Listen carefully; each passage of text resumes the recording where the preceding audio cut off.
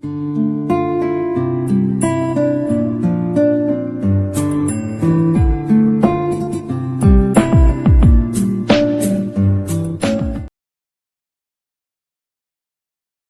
का हार्दिक अभिनंदन। आज के इस अंक में हम भारतीय राज्य व्यवस्था के अंतर्गत दो विभिन्न अधिनियमों के बारे में पढ़ेंगे जो ब्रिटिश संसद के द्वारा भारतीय उपनिवेश में लागू किया गया था, जिसमें से सर्वप्रथम 1935 का भारत शासन अधिनियम और दूसरा 1947 का भारतीय स्वतंत्रता अधिनियम। इन दोनों अधिनियमों के बारे में हम विस्तृत चर्चा करेंगे और देखेंगे कि उस समय भारतीय उपनिवेश में ब्रिटिश संसद के द्वारा क्या प्रावधान किए गए थे, कौन कौन से संवैधानिक नियम बनाए गए थे। तो 1935 का भारत शासन अधिनियम से हम शुरुआत करेंगे आज के इस अंक का। इसके अंतर्गत जो प्रावधान किए गए उसमें सर्वप्रमुख, इसमें कुल 321 अनुच्छेद और 10 अनुसूचियां थी। 1935 के भारत शासन अधिनियम में टोटल 321 अनुच्छेद और 10 अनुसूचियां बनाई गई थी।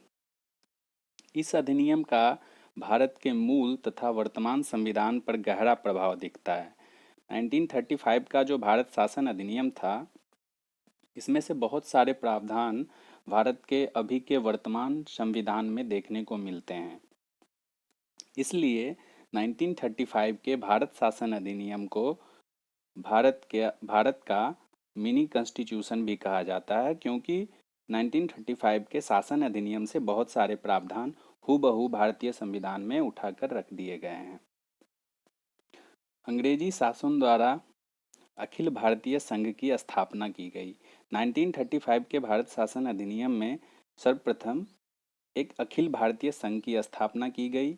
इसका उद्देश्य यह था कि जो ब्रिटिश प्रांत थे, भारत के वैसे साम्राज्य जहाँ पर ब्रिटिश प्रांत का ब्रिटिश सरकार का पूरा हक था, वो 6 चीफ कमिश्नर विभिन्न क्षेत्रों के और जो बाकी देसी रियासत जो ब्रिटेन के अधीन में नहीं थे, उन सबको मिलकर एक अखिल भारतीय संघ की स्थापना की गई और उनके सामने यह प्रावधान रखा गया कि जो भी देसी रियासत स्वेच्छा से चाहें संघ में सम्मिलित हो सकते हैं। प्रांतों के लिए, जो ब्रिटिश प्रांत थे उनके लिए संघ में सम्मिलित होना अनिवार्य था, परंतु देसी रियासतों के लिए यह ऐच्छिक विषय था। इसलिए देसी रियासतें संघ में सम्मिलित नहीं हुई और प्रस्तावित संघ की स्थापना संबंधी घोषणा पत्र जारी करने का अवसर ही नहीं आया। दूसरा, प्रांतों को स्वायत्तता प्रदान की गई। इस शासन अधिनियम के द्वारा प्रांतों को स्वायत्तता प्रदान की गई। इस अधिनियम के द्वारा प्रांतों में द्वैध शासन की व्यवस्था का अंत कर उन्हें एक स्वतंत्र और स्वशासित संवैधानिक आधार प्रदान किया गया, अर्थात अब वे अपना संविधान, अपना नियम, अपना कानून खुद बना सकते थे। केंद्र में द्वैध शासन की स्थापना की गई। इस अधिनियम के अंतर्गत विधायी शक्तियों को केंद्र और प्रांतीय विधानमंडलों के बीच विभाजित किया गया। इसके तहत 3 सूचियों का भी निर्माण किया गया: संघ सूची, प्रांतीय सूची एवं समवर्ती सूची। इन तीनों सूचियों में संघ और राज्यों के बीच के विषय क्षेत्रों को विभाजित किया गया कि किस मुद्दे पे संघ कानून बनाएगा और किस मुद्दे पे राज्य कानून बनाएंगे, और ऐसे कौन कौन से मुद्दे हैं जिनको समवर्ती सूची में रखकर दोनों को अधिकार दिया गया कि ये कानून दोनों बनाएंगे।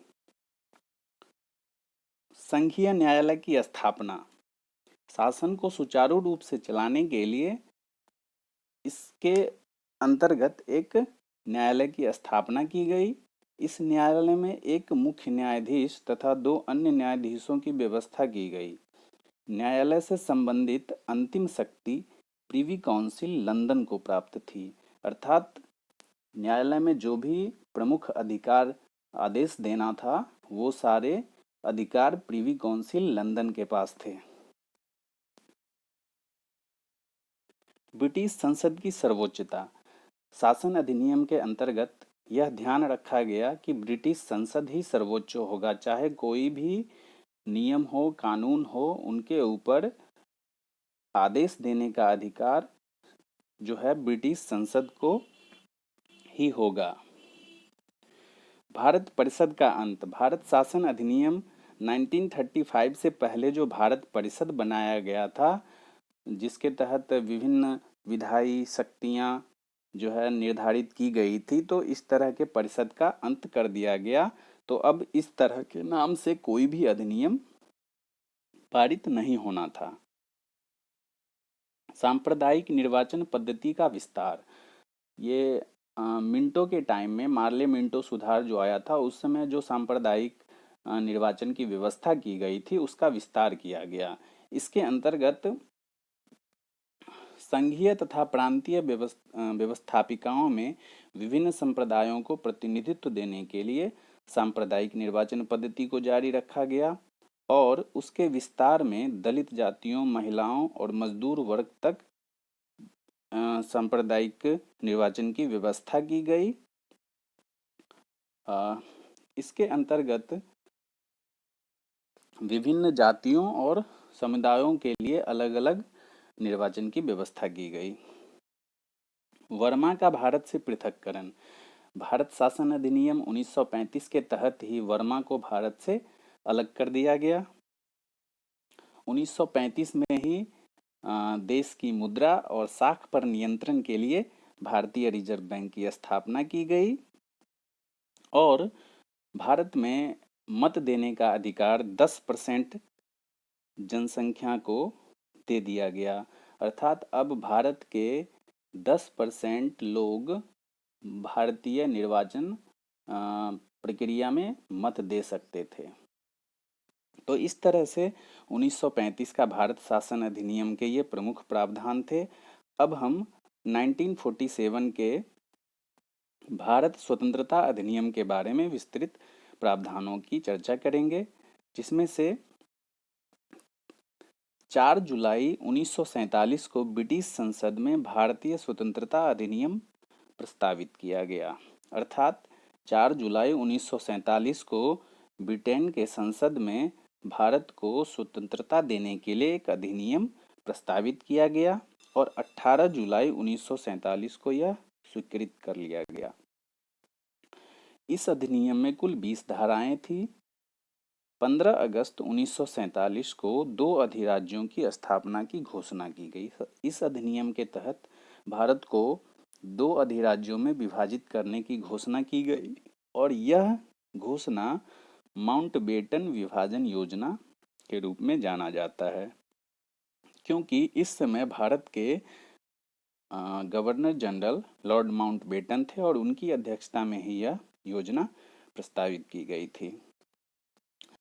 सर रेडक्लिफ की अध्यक्षता में सीमा निर्धारण हेतु एक आयोग का गठन किया गया, जिसे सीमा आयोग कहते हैं, और इसका प्रमुख कार्य यह था कि भारत और पाकिस्तान का जो विभाजन करना था, उसके लिए सीमा रेखा का निर्धारण करना था। दोनों अधिराज्यों को ब्रिटिश सरकार द्वारा सत्ता सौंपने की घोषणा की गई। सीमा निर्धारित करके, क्षेत्र निर्धारित करके भारत को 2 अलग अलग राज्यों में बांटना था, अधिराज्यों में बांटना था और दोनों को स्वतंत्र प्रभार सौंप देना था। साथ ही दोनों अधिराज्यों में एक एक गवर्नर जनरल की नियुक्ति का भी प्रावधान किया गया था। इस तरह से भारत के स्वतंत्र भारत के प्रथम गवर्नर जनरल लॉर्ड माउंटबेटन बने। 15 अगस्त 1947 से भारतीय जो स्वतंत्र रियासत थे, उन पर भी ब्रिटिश संप्रभुता की समाप्ति हो गई। भारतीय रियासतों को स्वेच्छापूर्वक किसी भी डोमिनियन में शामिल होने की स्वतंत्रता दी गई। दोनों डोमिनियन राज्यों को स्वयं का संविधान बनाने की स्वतंत्रता दी गई। इसके तहत पश्चिमी पंजाब, सिंध, बलूचिस्तान, पूर्वी बंगाल जो अभी बांग्लादेश है, उत्तर पश्चिमी सीमांत क्षेत्र और असम का सिलहट जिला पाकिस्तान के पक्ष में स्वेच्छा से चले गए। 1946 में गठित संविधान सभा को भारत के संविधान निर्माण का दायित्व दे दिया। तो इस तरह से हमने दोनों अधिनियम के प्रावधानों को एक एक करके पढ़ा। अब इसके आधार पे कुछ प्रश्न का उत्तर देंगे। वर्मा को भारत से किस अधिनियम के तहत अलग किया गया? पहला है भारतीय स्वतंत्रता अधिनियम 1947। क्या स्वतंत्रता अधिनियम 1947 में वर्मा को भारत से अलग किया गया? भारत शासन अधिनियम 1935 या भारत शासन अधिनियम 1935 में अलग किया गया, या भारत परिषद अधिनियम 1909 में, या माउंटबेटन विभाजन योजना के तहत 1947 में वर्मा को भारत से अलग किया गया? सही जवाब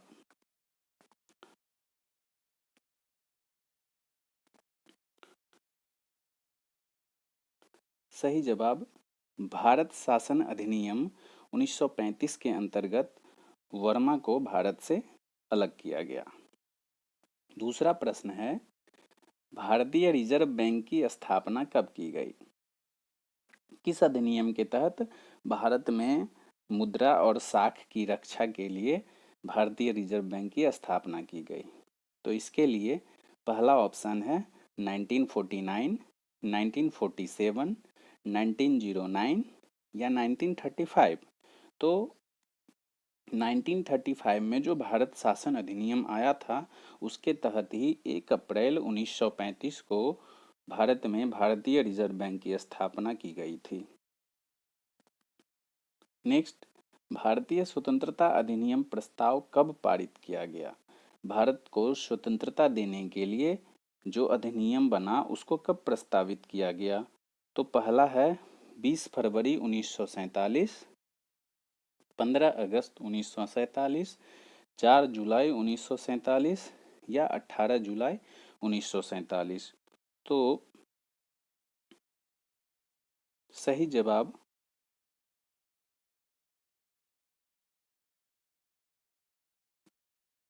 भारतीय स्वतंत्रता अधिनियम प्रस्ताव 4 जुलाई 1947 को पारित किया गया। नेक्स्ट क्वेश्चन है, भारतीय स्वतंत्रता अधिनियम 1947 में कुल कितनी धाराएं थी? 20 या 22 या 21 या 19? तो सही जवाब टोटल भारतीय स्वतंत्रता अधिनियम में 20 धाराएं थी। नेक्स्ट है, किस योजना के तहत भारत का विभाजन किया गया है? मॉन्टेग्यू चेम्सफोर्ड सुधार योजना के तहत, मार्लो मिंटो सुधार योजना, माउंटबेटन योजना या रेड क्लिफ आयोग? तो सही जवाब माउंटबेटन योजना के तहत भारत का विभाजन भारत और पाकिस्तान के रूप में किया गया है। सीमा आयोग का गठन किनकी अध्यक्षता में की गई? किनकी अध्यक्षता में भारत और पाकिस्तान के विभाजन हेतु सीमा निर्धारण करने हेतु एक सीमा आयोग का गठन किया गया? तो माउंटबेटन की अध्यक्षता में, या रेड क्लिफ की अध्यक्षता में, या चेम्सफोर्ड की अध्यक्षता में, या क्लीमेंट एटली की अध्यक्षता में? तो सही जवाब होगा सर रेड क्लिफ की अध्यक्षता में एक सीमा आयोग का गठन किया गया। स्वतंत्र भारतीय डोमिनियन के प्रथम गवर्नर जनरल कौन थे? भारत और पाकिस्तान के विभाजन के बाद दोनों राज्यों में एक एक गवर्नर जनरल की नियुक्ति की गई थी। तो भारत में प्रथम गवर्नर जनरल कौन थे? Lord Canning, Lord Warren Hastings, Lord Mountbatten या लॉर्ड कर्जन? लॉर्ड माउंटबेटन की अध्यक्षता में माउंटबेटन योजना के तहत भारत और पाकिस्तान का विभाजन किया गया और इसके प्रथम गवर्नर जनरल लॉर्ड माउंटबेटन थे। किस अधिनियम के तहत ब्रिटेन में भारत सचिव का पद समाप्त कर दिया गया? तो भारत में भारत की व्यवस्था चलाने के लिए ब्रिटेन में जो भारत सचिव का पद निर्धारित था, वो किस अधिनियम के तहत समाप्त कर दिया गया? भारत शासन अधिनियम 1935, भारतीय स्वतंत्रता अधिनियम 1947, भारत परिषद अधिनियम 1861 या भारत शासन अधिनियम 1909? तो सही जवाब होगा भारतीय स्वतंत्रता अधिनियम 1947 के तहत ब्रिटेन में जो भारत के सचिव का पद निर्धारित था, उसे समाप्त कर दिया गया। तो इस तरह से हमने आज के इस अंक का समापन किया और अगले अंक में हम भारत के संविधान निर्माण की चर्चा करेंगे और उस पर आधारित भी कुछ प्रश्नों को बनाएंगे। तो आज के अंक में इतना ही। मिलते हैं अगले अंक में।